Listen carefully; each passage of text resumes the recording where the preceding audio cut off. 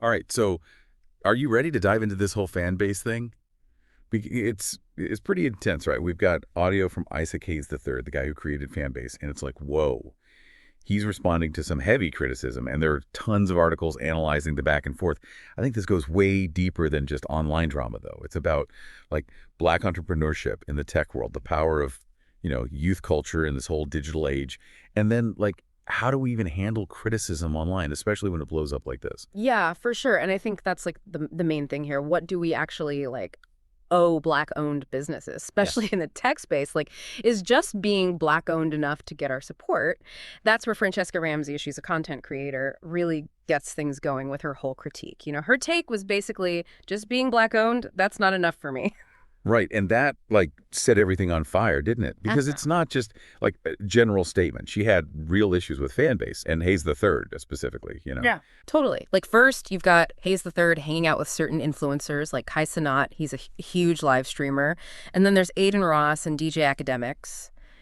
Ramsey's been really vocal about how she sees their content as problematic. So when Hayes the Third is like associating with them, red flag for her. And then there's that thing with the comments Hayes the Third made about Drake and Millie Bobby Brown texting way back when Brown was, 14 and Drake was 32. I mean, everyone raised an eyebrow at that. So, it makes sense why Ramsey was skeptical. She's basically saying, I need more than just a black-owned label to get me on board. How did Hayes the Third even react to that? Oh man, to be honest, not great. Like, he took Ramsey's criticism super personally, like an attack on him and his work. Listen to this clip. You can, like, hear the frustration in his voice. Okay, let's hear it. Okay. Wow, okay, that's interesting. Like, right away, he frames himself as, like, a defender of black culture, right? Is that the best way to start a response? It's a strong move, that's for sure. Like, he's Oh. basically implying, how dare you question how committed I am to black people? Definitely sets the tone. Right. And he doesn't stop there. He goes on to talk about all the activism he's done. He even brought up how he, like, took legal action against a politician who was using his dad's Isaac Hayes' music. The politician was accused of some, really bad stuff, and Hayes the Third saw using his dad's music in that context as completely wrong. That's so smart. Like, it's almost like he's saying, look, my family's legacy is on the line here. Are you seriously questioning my character? And bringing up his father, Isaac Hayes, someone so respected in black culture, adds a lot of weight to his argument. But it still doesn't really answer Ramsey's concerns about, the platform itself. Exactly. Like, that's the big question. And then he gets into this whole thing about how, like, youth culture is what drives trends, whether older generations get it or not. He says, older generations just don't understand or dismiss these younger voices. Yeah, he even said... Let's hear that clip. Okay, here it is. So his prime example of this influential youth, Kai Cenat, again. Exactly. It's like, even though he doesn't explicitly say he agrees with everything Sanat does, he's definitely acknowledging his influence and the power of, like, this whole younger generation online, right? Yeah. Almost like he's saying, if you want to get what's happening in culture, you got to understand these figures and why they're so popular. But is that enough? Is it a good argument for putting them on your platform, even if, like, their content is questionable? Can you just say, well, that's what the youth are into? Feels a little iffy, to be honest. Yeah, that's a super tough question. And this is where, like, the whole idea of selective offense comes into play. It's something Hayes III talks about a lot. Basically, he's saying the black community is, like, super quick to criticize black-owned businesses for little things, while often ignoring way bigger problems on platforms run by, non-black people. Oh, so it's like a double standard. Like, we're harder on our own. Exactly. He even points out how people freaked out that he misspelled Ramsey's name, but totally ignored that she, on purpose, mispronounced Kai Cenat's name on her own platforms. He's using this as, like, an example of messed up priorities. And he brings up a point about language, too, that's really interesting. He's, like, really frustrated with how black founders get accused of begging for investment when a white founder doing the same thing is just raising capital. Yeah, should we cue that clip up? Yeah, let's hear it. Okay. Whoa, you can, like, hear how fired up he is about that. For sure. I mean, could he be right? Does that show how, like, unconsciously biased we are about how we talk about black businesses? Or is he just, like, trying to change the subject, get people off the real criticisms about fan base? That's exactly what we need to figure out. Is this about actual different treatment, or is he trying to redirect everyone away from Ramsey's original points? Well, and to make it even more complicated, Hayes III is super open about using these big social media platforms to, like, specifically market fan base. Yeah. Right. He even goes as far as to say he's exploiting them, but in like a strategic way, you know? Play that clip. Okay, here we go. So he's totally owning the fact that he's using their system to his advantage. Right. It's like he's saying, hey, I'm using the tools I've got to build something better, but is that like even sustainable?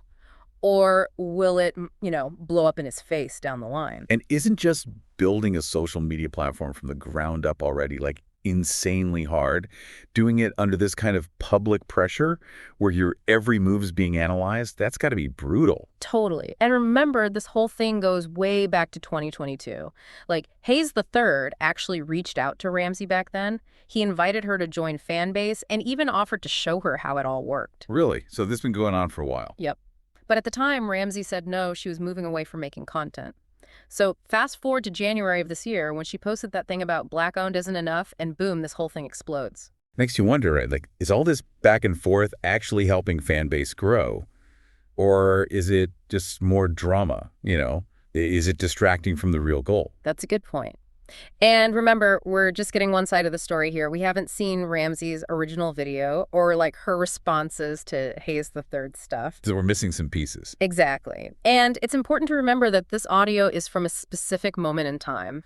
Things might have changed since this was recorded. So big picture, what have we learned? It seems like there's some, like, really unique challenges for Black entrepreneurs, especially in tech. Definitely. It's not just about making a good product. It's about navigating all this like complicated social and cultural stuff, this pressure to be the face of a whole community. Right. And trying to be successful in a system that honestly might be working against you. And then on top of that, figuring out how to even deal with these already huge platforms, Do you play by their rules, even if it means exploiting them? Or do you go all in and try to build something totally separate? Man, there are no easy answers there. This whole conversation is forcing us to ask some really hard questions, to think critically about our own choices and what we really value when it comes to supporting Black-owned businesses and creators. And that brings us to, I think, Hayes III's most thought-provoking point. So yeah, we see how this pressure on Black founders plays out, but like, what about Hayes III's decision to clap back at Ramsey so publicly? Was that a good move? It's interesting, right? He doesn't see it as like attacking Ramsey. It's more about defending Fanbase and, all the work that's gone into building it. And it seems like he's always getting hit with negativity from people who just don't understand what it's like to build a platform, especially as a Black founder. Maybe he just snapped. He even says, oh, let's hear that. Okay. You can just feel that pressure, right? And the weight of all those expectations. Yeah, right. Like he feels responsible for like representing all of Black entrepreneurship, and any criticism is like a hit against the whole community. Right. So he couldn't just let it go. He had to make a statement. But does that really help Fanbase? Like, isn't it just adding to the negativity he's trying to fight? It's tough. And this is where that selective offense thing comes back. It's like Hayes III is saying, you're mad about this one thing, but overlooking way worse behavior from these other massive platforms. He even says something like, yeah, let's play that clip. Okay, here it is. Wow. Makes you think, right? About where we like direct our energy online, what we choose to get mad about. Exactly. And then he goes on to talk about how, like, within the Black community, we can be so quick to tear down our own businesses, our own creations, but then support these huge platforms that maybe, don't really care about us. Right. And he even brings up Clubhouse, the app. Like, he points out that they actually hired the guy who killed Jordan Neely, and still, Black creators are still using it. That's crazy. Yeah. And then he contrasts that with what happened when Elon Musk took over Twitter, right? When Musk admitted he, helped Trump win in 2016, so many people left and went to Blue Sky, Yeah. another platform. And Hayes III says, that whole exodus, it gave Blue Sky the power to raise money and actually challenge Twitter. It's like he's saying, we have the power to change things with our choices, but are we using it right? So thought-provoking. But, is it even realistic? Can Fanbase really compete with giants like Twitter or Instagram? Yeah. Those like David and Goliath, right? It's a huge challenge. And then remember, Hayes III is super open about using those bigger platforms to promote Fanbase. Right. Like, he calls it exploiting them, but not in, a bad way, more like a smart business move. He's using their reach to build his own platform. Yeah. It's like he's saying, why abandon the tools completely when I can make them work for me? Totally different from, that emotional response of deleting accounts and just checking out. He's way more practical. But people must give him flack for, like, spending so much time on the platforms he's trying to take down, right? Oh, totally. And he addresses that head on in the audio. Should we play that part? Yeah, definitely. Here we go. Wow. No backing down. Like, what he's saying makes sense, but it does raise some questions about, ethics. Can you exploit a system and still fight against it at the same time? Exactly. And is all this back and forth, engaging with the very system he's criticizing, actually helping or hurting fan base? It's a tightrope walk. Honestly, it makes me wonder if this whole controversy is just a distraction. Like, is it even helping fan base grow, or is it just creating more drama? Right. Like, what really matters is whether fan base can do what it promises. Right. Can it actually give Black creators and users a place to, thrive? And we can't answer that from just listening to this, right? We'd have to actually experience the platform, see how it works, see if people are using it and sticking around. Maybe that's our next deep dive. Maybe. But for now, it's important to remember that this is just one side. We haven't seen Ramsey's original video or her responses to Hayes III. Right. We're missing some pieces. And, this audio is just a snapshot. Things might be totally different now. Okay, so big picture. What can we take away from all of this? It's clear, like, Black entrepreneurship, especially in tech, has unique challenges. Absolutely. It's not just building a great product. It's this whole social and cultural minefield, this pressure to represent a whole community. Right. And trying to win in a system that's maybe rigged against you while figuring out how to even work with these huge platforms. Do you play their game, even if it means exploiting it, or do you start from scratch? No easy answers there. This whole conversation is making us ask some tough questions, think about our choices, and what we really value when we're supporting Black-owned businesses. That brings us to Hayes III's last point. It's the one that's really stuck with me. He's talking about, like, this oversensitivity thing, right, within the Black community and how it can, like, hold us back. Yeah, it's like his argument is that getting offended so easily takes away our power. It keeps us from making real change. And then he compares, it's wild, the Black community to someone who's, like, physically strong, but super easy to mess with mentally and emotionally. Right. It's like we're giving other people the power to control us just by, pushing our buttons. And that limits what we can actually do. He contrasts that with, how he operates, which is basically without sensitivity. Which some might say is how we got into this whole mess in the first place. I know, right? It's a bit of a paradox for sure. But he's saying, like, we need to develop a thicker skin if we actually want to build something that lasts, something that can make a real difference. And he keeps coming back to selective offense. Yeah. Right? Like, we're super sensitive to things within our own community, but we ignore or even defend the same stuff from outside. Totally. He uses the example of people getting all bent out of shape over him misspelling Ramsey's name, but they don't care when she mispronounces Kaisenat's name. It's all about where we choose to focus our energy. Yeah. Right? What we decide to get upset about. And he also points out, like, how different our reactions are when a Black-owned business is criticized versus, a non-Black-owned one. You talk about Elon Musk and Twitter, but he gives another example too. Oh, yeah, he says. Let's hear it. Okay. So he's showing how powerful a unified response can be, right? Like, collective action that actually shifts things. Yeah, exactly. He compares it to what he sees in the Black community, which, can be more scattered and less effective. He gives an example of this Black-owned bakery that was struggling, and they got this huge outpouring of support. But the owners didn't even want to take the money at first because they felt like they were begging. His reaction to that is really interesting. What did he say? He said, wow. So he sees that, like, internalized shame as a real problem, a barrier to, like, Black economic empowerment. Like, we're getting in our own way. That's exactly it. He thinks the answer is changing our mindset. We need to work together more, build our own systems instead of relying on ones that might not have our best interests at heart, So he's pushing for, like, a way more radical approach, a total change in how we deal with the online world. He is. And that's a wrap on our deep dive into this whole fan base situation. It's messy, complicated, and it brings up all these social and cultural dynamics we need to think about. We covered Ramsey's critiques, Hayes III's defense of fan base, and his idea of needing a more unified front when it comes to supporting Black-owned businesses and navigating the digital space. But we have to remember we've only heard one side of this very public back and forth. So where does that leave us? What are your thoughts after all of this? Do you agree with Hayes III? Or do you see things differently? Is selective offense a real thing? Can a platform be super relevant, in tune with what's going on and still be ethical? These are the things we want you to think about as you explore this issue more on your own. Because at the end of the day, the choice is yours. What platforms are you going to support? How are you going to engage with all of this online culture and be a part of making a more just digital world? That's something to think about as we wrap up this deep dive. Thanks for listening. All right, so welcome back, everybody, for another deep dive with us. And today, we're going to be talking about something, well, kind of spicy. Oh, spicy. I like spicy. Yeah, it is. So we're going to be unpacking this online exchange between Isaac Hayes III Yeah. and he's the founder of Fanbase, right?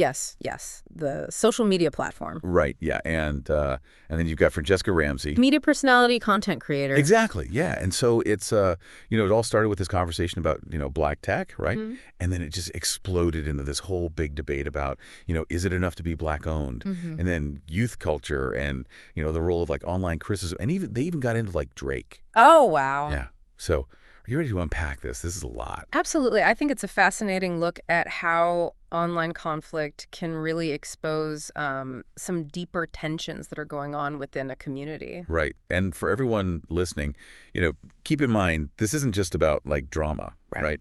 Like this raises some really big questions about what challenges Black entrepreneurs are facing and the ethics of, giving criticism online and like the power of having a personal brand in this whole digital world. Yeah, and the stakes are really high, especially when you're trying to build a business in a space that's as competitive and kind of unforgiving as social media can be. Oh, absolutely. So let's just start by talking about the spark that kind of lit this whole firestorm. So you remember when there was all this talk about like TikTok potentially getting banned? Ah, yes. A time of great uncertainty and opportunity in the social media world. Exactly. Well, that's when Fanbase, Isaac Hayes III's platform, that's when it started getting all this buzz, especially within the Black community, Yeah. And it was positioned as this like Black-owned competitor to TikTok. Yes, and that's where Francesca Ramsey enters the picture, and she has a critique that really kind of set things off. Right. She basically said that like, just being Black-owned wasn't enough to make her want to join. Mm. And so that sparked a whole lot of backlash, right? And people were saying, oh, you're anti-Black. Right. For not just automatically supporting this Black-owned business. And it's a powerful statement, though, and it really gets to the heart of some of the tensions we see playing out. Like, what does it really mean to support a Black business, and how do we navigate all the complexities of, race and commerce and individual choice, right? Right. Like, it brings up a lot.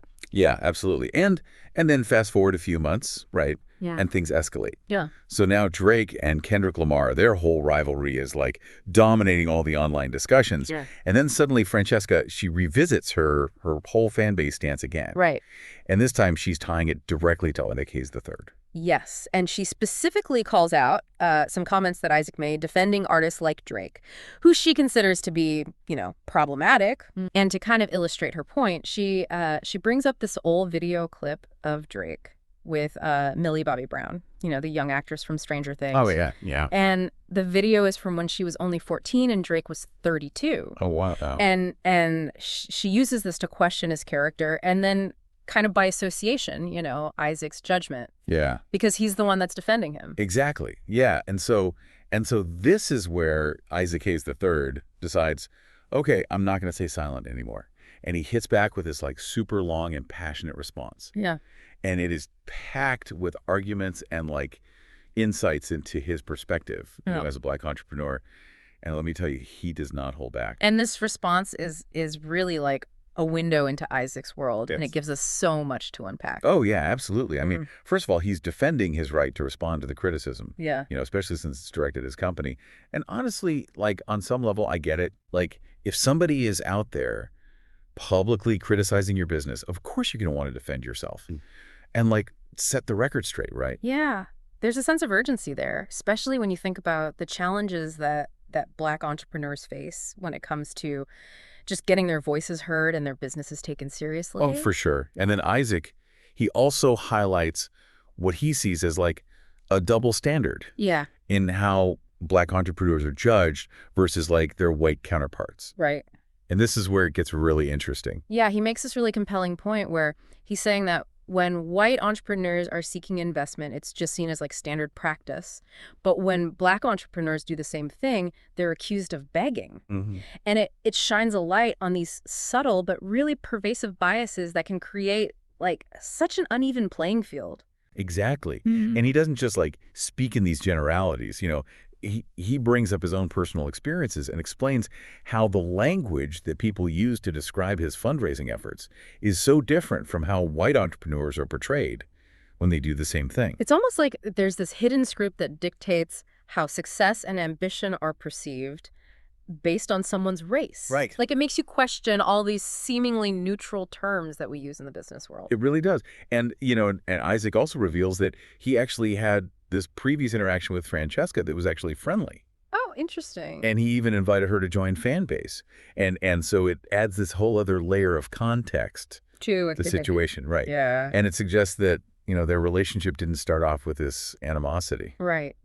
It also complicates that narrative of, Francesca being inherently opposed to Fanbase. Like maybe there's more to the story than we initially thought. Right, exactly, yeah. And it reminds us that online, a lot of times you're missing the full context, that you really need to really understand what's going on. Yeah. So, keep that in mind as we kind of dive deeper into Isaac's perspective here. Yeah, this is just the beginning of exploring Isaac's response and all the complexities of building black tech in this digital landscape. Absolutely.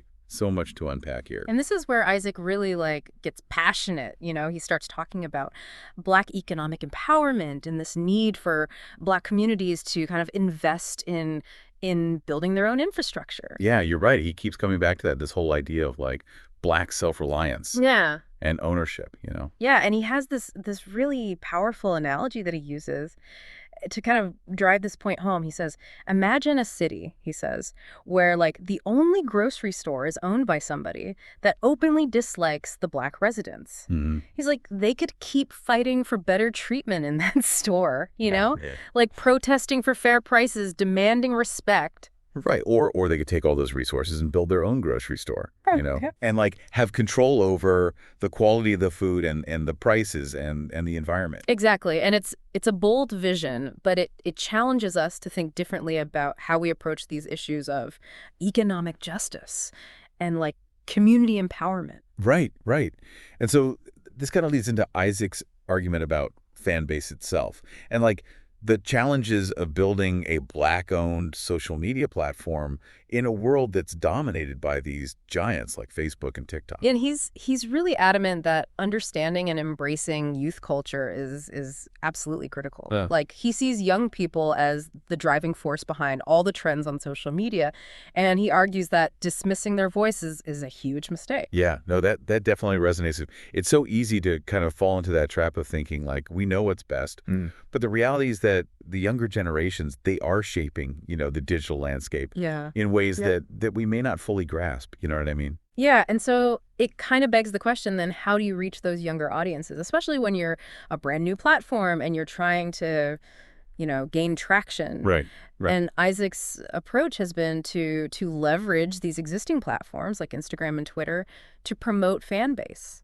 Yeah, and he even uses the word exploit, which might sound a little jarring at first. Yeah. But his point is that he's using those platforms strategically, right? To his advantage. Yeah. To reach potential users and investors Yeah. where they already are, Exactly. And he contrasts that with what he calls the more emotional approach of deleting accounts and telling all your followers to completely abandon those platforms. Right. And he's saying that, while that might feel good, in the moment, it's not a sustainable strategy for long-term growth. Right. He even compares himself to other tech CEOs like Yes. Mark Zuckerberg and Evan Spiegel who, built these empires by strategically navigating the digital landscape and even engaging in their fair share of conflict online. Yeah. It's a good reminder that building a successful business often requires making some tough choices, even if they don't always align with what feels, morally righteous at that moment. Right. And it kind of makes you wonder, for you listening,